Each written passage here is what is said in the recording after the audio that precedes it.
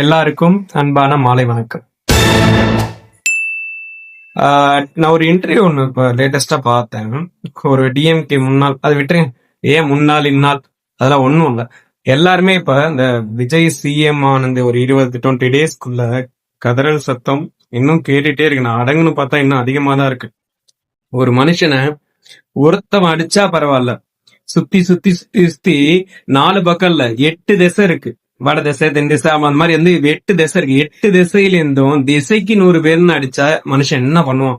ஆஹ் அதாவது இன்ன வரைக்கும் அந்த மனுஷன் வாயை திறந்து என்னுடைய ஆட்சியில வந்துட்டு இந்த 20 நாள்ல ஏன் இப்படி சொல்றீங்க வரீங்க போறீங்கன்னு ஒரு வார்த்தை கூட திறக்கல.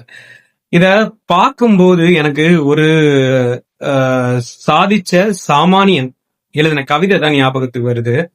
அதை நான் உங்ககிட்ட அந்த பதிவுல நான் போஸ்ட் பண்றேன், பாருங்க. என்ன அப்படின்னா,